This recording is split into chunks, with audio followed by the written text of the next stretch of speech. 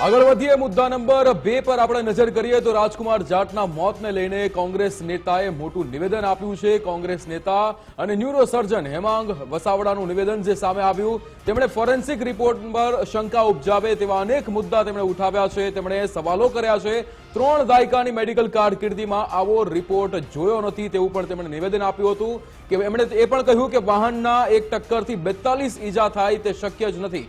એટલે અહીંયા સવાલો ઉઠાવવામાં આવી રહ્યા છે વિકાસ, જે રીતે આ ફોરેન્સિક રિપોર્ટ પીએમ રિપોર્ટ જે આવ્યો છે તેને લઈને હવે સવાલો ઉઠાવવામાં આવી રહ્યા છે। બિલકુલ, જ્યારથી આ અકસ્માતનો આખો મામલો સામે આવ્યો તો પોલીસે કહ્યું કે આ તો અકસ્માતમાં મોત થયું છે, પરંતુ પરિવારજનો એવું કહેતા હતા કે આ તો હત્યા કરવામાં આવી છે। પોલીસ પહેલા દિવસથી કહેતી હતી કે ભાઈ અકસ્માત છે અને પછી ફોરેન્સિક રિપોર્ટના આધારે પણ પોલીસે એ જ પોતાની થિયરી દોરાવી, પરંતુ જ્યારે આખો વિગતવાર રિપોર્ટ સામે આવ્યો તેને લઈ ઘણા બધા સવાલ ઉપસ્થિત થયા, કારણ કે જે રીતની ઈજા આ રિપોર્ટમાં બતાવવામાં આવી છે તે ચોક્કસથી શંકા ઉપજાવે છે। અને હવે તો કોંગ્રેસ નેતા અને ડોક્ટર છે હેમાંગ વસાવડા, તેમણે આને લઈ ઘણા બધા સવાલ ઉઠાવ્યા। તેમનું એવું કહેવું છે કે જો અકસ્માત થયો હોય તો પછી એ જે બોડી છે દૂર ફંટાઈને ફેંકાઈ જાય, નહીં કે એના બોડી પર આ રીતના મોટા ગંભીર ઈજાના નિશાન જોવા મળે। તેમણે કહ્યું કે મારી મેડિકલ હિસ્ટ્રીમાં મેં મારા અનુભવ કાળમાં ક્યારે પણ આ રીતનો રિપોર્ટ જોયો નથી, પહેલીવાર આવો રિપોર્ટ મેં જોયો છે।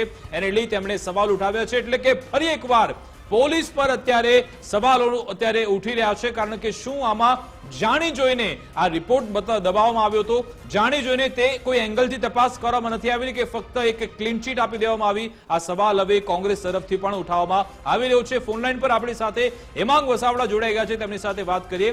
હેમાંગજી, આપ આ રિપોર્ટનું અધ્યયન વિશ્લેષણ આપે કર્યું છે, ટોટલ 42 મુદ્દા એ રિપોર્ટમાં છે, આપે એમાં શું જોયું, આપ શું આપના અનુભવના આધારે કહેવા માંગો છો? મને લગભગ 30 વર્ષનો મેડિકલ ફિલ્ડનો એક્સપિરિયન્સ છે। ખૂબ જ એક્સિડન્ટના કેસ રિસીવ કર્યા છે, ટ્રીટ કર્યા છે અને ઇન્જરીઓ જોઈ છે। આજે ફોરેન્સિક મેડિસિનના પોસ્ટમોર્ટમનો જે રિપોર્ટ આવ્યો છે એમાં મૃતકના શરીર ઉપર 42 ઈજાઓ છે, કુલ 42। વાહન અકસ્માતમાં 42 ઈજાઓ કોઈને થાય એવું જિંદગીમાં પહેલી વાર જોઈ રહ્યો છું કે 42 ઈજાઓ થઈ। બીજું, આગળના ભાગે શરીરમાં ઈજા છે, પાછળના ભાગે ઈજા છે અને માથા ઉપર પણ ઈજા છે। જે વાહન અકસ્માતનો ઇમ્પેક્ટ હોય છે એ થોડી સેકન્ડ માટેનો હોય છે અને એમાં એક જ સાઈડ શરીરની ભટકાતી હોય છે વાહન સાથે। હવે ટેકનિકલી બે બાજુ જયારે મોટી ઈજાઓ છે શરીર ઉપર, ત્યારે એવું બને કે વાહને ઉડાડ્યા પછી આ જે ભાઈ છે મૃતક વ્યક્તિ એ દિવાલ સાથે અથવા લોખંડના જે બેરિયર હોય છે એની સાથે ભટકાણા હોય, આવી એક શંકા આખો રિપોર્ટ જોતા લાગે છે। બીજું, એને પ્રાઇવેટ પાર્ટ એટલે કે ગુદાના ભાગે 7 સેન્ટીમીટર લાંબી ઈજા છે। વાહન અકસ્માતમાં આવી જગ્યાએ સામાન્ય રીતે ઈજાઓ થતી નથી, કારણ કે આ ભાગ નીચે આવેલો છે। બીજું કે કોઝ ઓફ ડેથમાં એ લોકોએ જે ફોરેન્સિક ડોક્ટરોએ લખ્યું છે કે હાર્ડ બ્લન્ટ ઓબ્જેક્ટથી ઉપરની તમામ ઈજાઓ છે, કઠણ અને બોથડ પદાર્થથી થયેલી ઈજાઓ છે। કઠણ અને બોથડ પદાર્થમાં લાકડી, પાઇપ, ધોકા એવી બધી વસ્તુઓ આવે કે જે આ ઈજા કરે। સામાન્ય રીતે અમે જયારે સર્ટિફિકેટ આપીએ કે પોસ્ટમોર્ટમ રિપોર્ટ હોય ત્યારે લાસ્ટ લાઈન લખાતી હોય છે કે આ ઈજાઓ વેહિક્યુલર એક્સિડન્ટ વાહન અકસ્માતથી સંભવી શકે તેવી ઈજાઓ છે, જે અભિપ્રાય એ લોકોએ આપ્યો નથી। આ ઉપરાંત પહેલું પોસ્ટમોર્ટમ 2 દિવસ પહેલા થયું છે। 2 દિવસ પહેલા પોસ્ટમોર્ટમ જે કરનાર છે એ પણ ક્વોલિફાઈડ ડોક્ટરો છે સિવિલ હોસ્પિટલના, એટલે એ બંને રિપોર્ટ જો સાથે જોવામાં આવે તો જ આખી બાબતમાં જે શંકાઓ ઊભી થાય છે એ દૂર થઈ શકે અને પોલીસે આગળના રિપોર્ટમાં જે મેં આ બધી વાત કરી એ કરવી જોઈએ। ત્રીજું, વ્યક્તિની હાઈટ હોય છે 5 ફૂટ, 5.5 ફૂટ, 6 ફૂટ। વાહન હારે ભટકાય ત્યારે એટલો ઇમ્પેક્ટ 6 ફૂટનો આવે તો એટલો એરિયા બસનો છે એ ડેમેજ થયો છે। સામાન્ય રીતે આપણે જોયું છે કે અકસ્માતમાં વ્યક્તિને ટક્કર મારે, હમણાં જ ઘણા બધા બનાવ બન્યા છે, ત્યારે બોનેટ ઊંચું થઈ જાય, આગલો કાચ તૂટી જાય। તો આમાં એવું કઈ થયું છે કે નહીં એની તપાસ પણ પોલીસે કરવી રહી. અચ્છા હેમાંગજી, આ આખા 42 મુદ્દાઓનો રિપોર્ટનો તમે અધ્યયન કર્યું છે, તો છેલ્લે તારણ શું આપવામાં આવ્યું છે? કયા કારણસર રાજકુમારનું મોત થયું છે? અકસ્માતનું કારણ બતાવ્યું છે કે ભાઈ તેને મલ્ટિપલ ઇન્જરી થઈ કે પછી બીજા કોઈ કારણ? છેલ્લે તારણ શું છે આનું? છેલ્લું તારણ મેં આપને કીધું કે કઠણ અને બોથડ પદાર્થથી થયેલી ઈજાઓથી આ મૃત્યુ થયું છે એવું એ લોકોએ લખ્યું છે. એમાં વાહન અકસ્માત થયો છે સામાન્ય રીતે આવે કે આ ઈજાઓ વાહન અકસ્માતથી ઉદ્ભવી શકે અથવા સંભવી શકે એ પ્રકારની ઈજાઓ છે એ લાઈન પોસ્ટમોર્ટમ રિપોર્ટમાં નથી. માત્ર કઠણ બોથડ પદાર્થ હુમલાથી પણ થઈ શકે, વાહન અકસ્માતથી પણ થઈ શકે. એટલે ડોક્ટરોએ લાસ્ટ લાઈનમાં જે સ્પેસિફાઈ કરવું જોઈએ કે આ 42 ઈજાઓ ભલે કઠણ બોથડ પદાર્થની છે પણ વાહન અકસ્માતમાં ઉદ્ભવી શકે તેવી ઈજાઓ છે એ લાઈન નથી, જે સામાન્ય રીતે એમએલસી સર્ટિફિકેટ અથવા પોસ્ટમોર્ટમ રિપોર્ટમાં લખાતી હોય. બિલકુલ, એટલે ટૂંકમાં તમારું તારણ એ છે, તમે જે અભ્યાસના આધારે કહી રહ્યા છો કે આ અકસ્માત નથી, આપનું એવું કેવું છે, અને માર મારવામાં આવ્યો હોય છે કે આપનું અભ્યાસ એ કહે છે?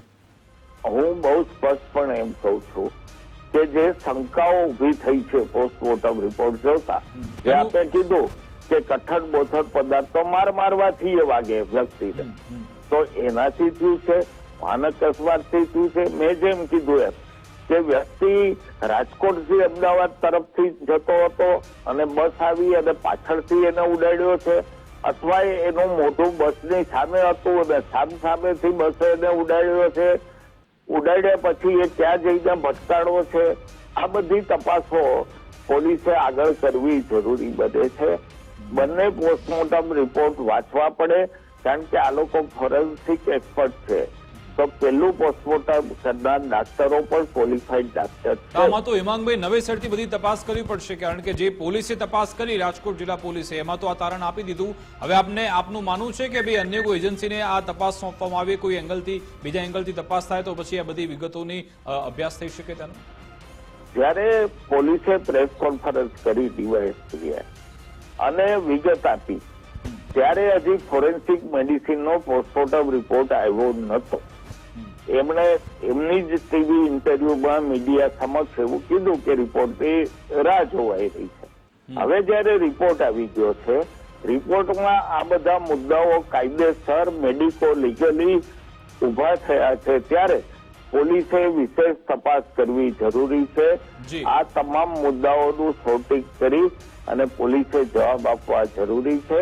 અને પહેલો રિપોર્ટ જો ન મળ્યો હોય પોલીસને, તો પોલીસે પહેલા ડોક્ટરોનો પોસ્ટમોર્ટમ રિપોર્ટ મેળવીને એક્સપર્ટ પાસે બંને રિપોર્ટો મેચ કરાવીને તારણ ઉપર આવવું જરૂરી બને. બિલકુલ બિલકુલ, આભાર હેમાંગભાઈ અમારી સાથે જોડાવા બદલ, વાતચીત કરવા બદલ. હેમાંગ વસાવડા કહી રહ્યા છે કે પોલીસે ફરી એકવાર બંને રિપોર્ટને મેળવીને પછી નવેસરથી તપાસ આ બાબતે કરવી જોઈએ.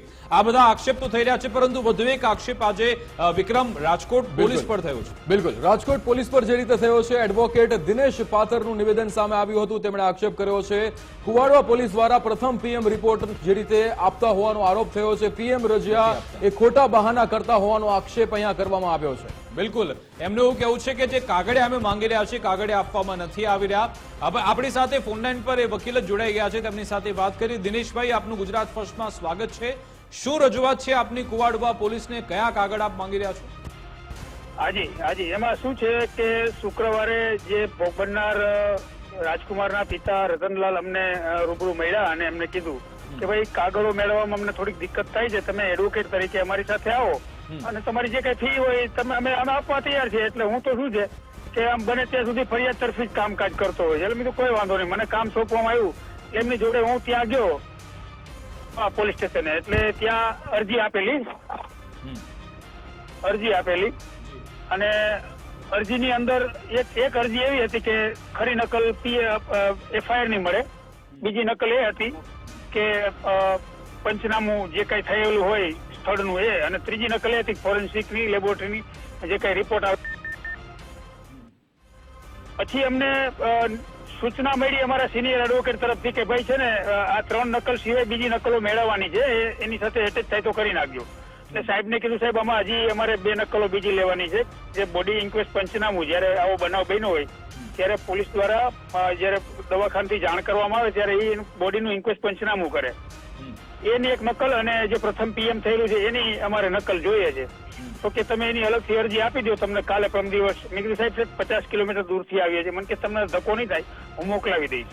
આવું બહાનું કાઢી અને નકલ લઈ લીધી. પછી બીજા દિવસે મેં એમને પૂછ્યું કે અમારે સરકારી વકીલ, જિલ્લા કોર્ટના સરકારી વકીલને પૂછવું જોઈએ, અને આવા બાના કાયદા રાખ્યા. 2-3 ધક્કા થયા અને આજે સોમવારે અમે રૂબરૂ રાજકોટ આવ્યા. એટલે પેલા અમે જે સરકારી વકીલ છે જેનું નામ લીધું હતું કે રેફરન્સ લેવાનો, એને ફોન દ્વારા મેં વાત કરી હતી કે ભાઈ મેં કહી દીધું છે કે મળવાપાત્ર નકલ છે, આપી દો. પછી અમે ત્યાં પોલીસ સ્ટેશને ગયા. એટલે પોલીસ સ્ટેશને ગયા એટલે એ ભાઈ કે અમારે ક્યાંય આગ લાગી ગઈ છે ને કામમાંથી નવરો નથી, બપોર પછી મળો ને 3-4 કલાક અમને પોલીસ સ્ટેશનમાં બેસાડી રાખેલા. પછી મેં મારો ફોન તો બ્લોકમાં નાખેલો હતો. એટલે બીજાના ફોનમાંથી મેં ફોન કર્યો, સાહેબ દિનેશભાઈ બોલું છું, અને પોલીસ સ્ટેશને 3 કલાકથી અહીંયા કીધું ખાધા પીધા વગરના બેઠાથી નકલ આપો ને સાહેબ. મારે કીધું આ ઉપરથી ઉઘરાણી કરી રાખે છે. તો કે ભાઈ મારે પૂછવાનું. એટલે કીધું સાહેબ મેં તમારે જેને પૂછવાનું છે એને મેં પૂછી લીધું છે, કે તો રેકોર્ડિંગ નાખું, સાંભળી લ્યો. તો કે ભાઈ એને ભલે કીધું પણ હવે આપવા કે ન આપવા એ અમારે જોવાનું છે, અને તમને જવાબ મળી જાય તમારી અરજીનો આપવાનો છે કે નથી આપવાનો. આવો ઉદ્ધતતાપૂર્વક જવાબ આપેલો. ક્યાંક ને ક્યાંક આમ તો શંકા ઉદ્ભવે છે કે પહેલી વાર જયારે એને ઉતાવળ કરી દીધી અમને કાગળો આપવામાં, એમાં આ બધા નવા ઇસ્યુ ઉભા થયા કે ભાઈ લાકડીના માર છે, એમને ગુદ્દામાં નિશાન આવ્યો છે, બધું ઇસ્યુ ઉભા થયા. આપને લાગી રહ્યું છે કે આ બધા કાગળિયા દબાવવામાં આવી રહ્યા છે, આપના સુધી ન પહોંચે એનો પ્રયત્ન થઈ રહ્યો છે. પરંતુ જો માની લો ચલો એ કાગળ તમને ન મળે તો એનાથી શું આ કેસ નબળો પડી જશે? ના, નબળો કાંઈ ના પડે, નબળો કાંઈ ન પડે. પિટિશન હાઈકોર્ટમાં દાખલ થશે, બરોબર છે. હાઈકોર્ટનું ડાયરેક્શન આવશે અને હાઈકોર્ટ જ મંગાવશે. તો હાઈકોર્ટ થ્રુ મંગાવશે તો પછી સીધો એની ઉપર આક્ષેપ થાય તમે આપ્યા શું કામ નહીં. તો પ્રેમથી આપી દે તો ઠીક છે. અત્યારે રાજકોટ સિટી પોલીસ ક્યાંય એની શંકાના દાયરામાં નથી, પણ નહીં આપે તો હાઈકોર્ટ જ પૂછે ભાઈ આપવાનું કારણ શું છે. ત્યારે અત્યારે સવાલ ઉભા થાય છે કે ભાઈ આમાં કંઈક દાળમાં કાળું છે. જો આને એક્સિડન્ટ જ હોય, નેચરલ એક્સિડન્ટ હોય તો તમને કાગળ આપવાનો વાંધો ક્યાં છે ભાઈ? બિલકુલ. અજય, આ કેસમાં શું હાઈકોર્ટમાં હવે કોઈ અપીલ કરવામાં આવી છે? કોઈ આ બાબતે પ્રક્રિયા ચાલી રહી છે હાઈકોર્ટમાં? હાઈકોર્ટની અંદર આ જે ફરિયાદ નથી લેવામાં આવી, યોગ્ય ફરિયાદ નથી લેવામાં આવી, એના ડાયરેક્શન માટેની પિટિશન કાલે દાખલ થવા જઈ રહી છે. અચ્છા, કાલ સવારે થશે. ઓકે. હા, એટલા માટે જ આ કાગળોની અમારે જરૂર હતી. પણ કાગળો ના આપે તો અમે તો દાખલ તો કરવાના જ છીએ. કાગળો હાઈકોર્ટ મંગાવશે, બીજું શું હોય. બિલકુલ બિલકુલ. આભાર દિનેશભાઈ અમારી સાથે જોડાવા બદલ, વાતચીત કરવા બદલ. તો આ વકીલ કહી રહ્યા છે કે અમને જરૂરી કાગળ આપવામાં નથી આવી રહ્યા. ભલે નથી આપતા, પરંતુ આવતીકાલે અમે પિટિશન કરવા જઈ રહ્યા છે, પછી કોર્ટ કાગળ મંગાવશે ત્યારે તો તમારે આપવા જ પડશે. જોવાનું રહેશે હવે આ કેસમાં આગળ શું આવે છે. પરંતુ જે રિપોર્ટને લઈ સવાલ ઉભા થયા, પોલીસની જે કામગીરી છે તેના પર સવાલ ઉભા થયા છે, વકીલ તરફથી આ બધા આક્ષેપ કરવામાં આવી રહ્યા છે. પરંતુ સાથે સાથે બીજા એક મહત્વના સમાચાર કે આ કેસમાં વધુ એક ફરિયાદ પણ દાખલ થઈ છે, એનસી ફરિયાદ. જી બિલકુલ, એનસી ફરિયાદ દાખલ થઈ હતી. રાજકુમાર જાટને જે લાફો મારનાર વ્યક્તિ હતા એમની સામે એનસી ફરિયાદ દાખલ થઈ. રાજકુમાર જાટના પિતાની અરજીના આધારે આ એનસી ફરિયાદ જે છે નોંધવામાં આવી હતી. લાફો મારનાર અજાણ્યો વ્યક્તિ કે જેની સામે એનસી ફરિયાદ દાખલ થઈ હતી, જયરાજસિંહ જાડેજાએ અરજી કરી હોવાનું સામે આવ્યું છે. જયરાજસિંહ જાડેજાએ રાજકુમાર જાટના પિતા સામે અરજી કરી હતી. બંગલામાં ગેરકાયદેસર પ્રવેશ કરવા મુદ્દે પણ અરજી કરી હોવાનું સામે આવ્યું હતું. ત્યારે આ સમગ્ર મામલે હાલ જેતપુર પીઆઈ એ તપાસ કરી રહ્યા છે. બિલકુલ, ગોંડલ પોલીસ સામે આક્ષેપ થતા હવે જેતપુર પોલીસને આ તપાસ સોંપવામાં આવી છે. પરંતુ નવાઈની વાત એ છે કે આટલા સમય બાદ હવે જયરાજસિંહ તરફથી ફરિયાદ નોંધવામાં આવી છે કે કેટલાક લોકો અમારા મકાનની અંદર પ્રવેશ્યા હતા, તેને લઈ તે ફરિયાદ થઈ છે. સાથે સાથે જયરાજસિંહના નિવાસસ્થાનની અંદર પણ જે વ્યક્તિએ લાફો માર્યો છે, એટલે કે રાજકુમાર જાટને જેણે લાફો માર્યો છે, તેની એક એનસી ફરિયાદ પણ દાખલ થઈ ચૂકી છે. એટલે કે એક બાદ એક અપડેટ આ કેસમાં આવી રહ્યા છે. પરંતુ જ્યારે જે દિનેશભાઈએ કહ્યું કે હવે મામલો હાઈકોર્ટમાં પહોંચી રહ્યો છે, ત્યારે હાઈકોર્ટ શું વલણ અખત્યાર કરે છે તેના પર પણ નજર રહેશે. અમારી વિશેષ રજૂઆત મુદ્દાની વાત અંતર્ગત બસ આટલું જ. આપ જોતા રહો ગુજરાત ફર્સ્ટ ન્યૂઝ. નમસ્કાર.